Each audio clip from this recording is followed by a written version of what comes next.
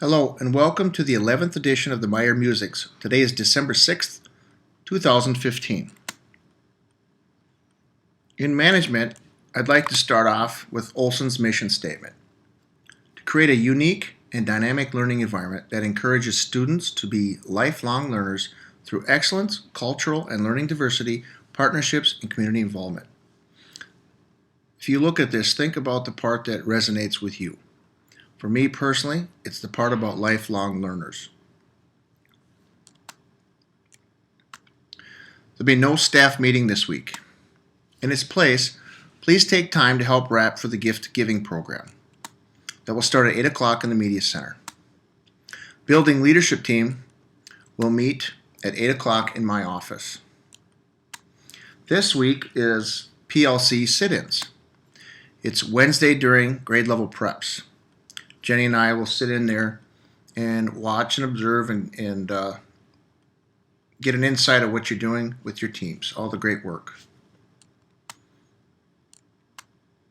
Also in management, we have October's monthly discipline report. The total number of days was 16. That's 3 less than there was in October. Total number of visits was 94. That's 5 more visits than last month with 3 less days. There was an increase in classroom visits from classrooms, 14, and hallway was 7. The lunchroom had 3 less, and the recess had 10 less. There was a decrease in horseplay and physical contact by 15. That's a lot. Increase in disruption of 8. And an increase of disrespect. So it seems like there's more maybe back talking, things like that.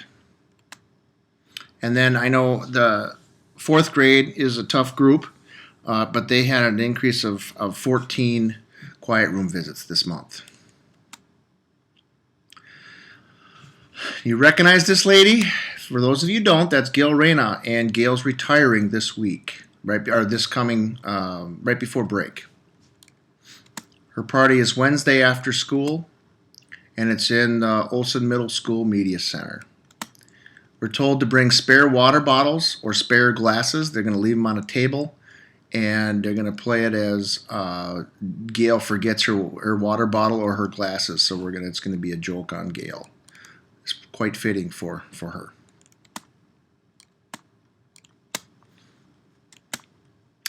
Online safety curriculum. We still need to be teaching that. It's a yearly thing that we teach. There's 1 to 2 lessons per month. They're 15 minutes in duration. I'm guessing it could be done in the morning from 9 to 9:20.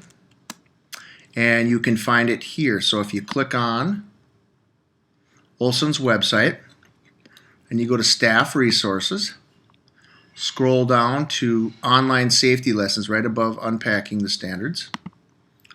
And there it is. You'll see the overview of the K-5 online safety program. There's the grades K-5 scope and sequence. And then here are the lessons.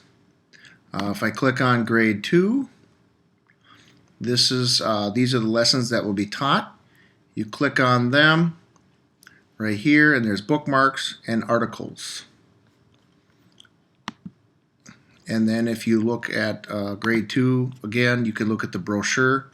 Basically, these are the topics that you're going to discuss in each lesson, and that could be sent home with parents or whatnot. If you have any questions, give me a holler or Carol Jernberg.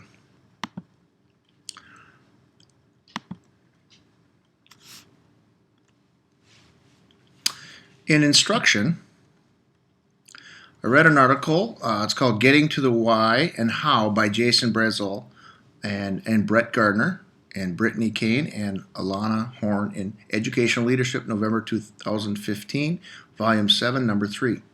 Now, this was a Marshall memo. Those are those short, abbreviated articles, and this was one of them, and I thought it was fitting since we're having PLCs. 4 questions. What do we need to reteach? So when you get your data, what do we do to reteach? Number 2, to whom do we need to reteach it? So these are the first 2 questions that teachers tend to focus on the what and to for whom. Those are the ones, and they say, the article states that we tend to focus or lose focus on the why did students struggle with this. In other words, diagnosing why they struggled. And then the fourth part is how do we reteach it? So they're saying to pay close attention. They tend to forget about the 3 and the 4, the why and the how, and more focus on the what and to whom. So these are 4 questions that I would like you to look at when you're talking as a PLC. Maybe jot these down and then carry them with you when you meet and discuss those, and this would be a way to remind you. All right, check out this picture. This is our kinders getting ready for recess with our first snow. There you see Mrs. Voorhees and her kindergartners lining up on the wall, focused on the teacher, lined up orderly, setting expectations. It was a very good lesson. Kids did a nice job, and so did Ms. Voorhees. I thought I just wanted to highlight that, so good job. In learning supports, I want to talk about attendance expectations. Now, that was one of our goals for learning supports, or that was our goal for learning supports. Remember, 3 unexcused tardies equals 1 unexcused absence. 3 unexcused absences equal a letter home from me. 6 unexcused absences, I file a report to Hennepin County. 9 unexcused absences, I file again, and the county gets more involved. In other words, they push them a lot harder. So how does that pertain to you as staff? You'll receive a sheet with students' current attendance record in your box. Please contact the family and share current attendance concern. The only reason you're going to receive one is if one of your students has 1 to 2 unexcused absences or 3 plus unexcused tardies, which equals 1 excused absence. So basically, if it's 1 to 2 unexcused absences, that's when you get the sheet. And if it's done through unexcused tardies, and that's, it's the same thing. Once you contact the family, please date the sheet and place it back in my box to record. And we'll keep a big spreadsheet. Well, that's it for this week. I look forward to another great week, and thank you for your help.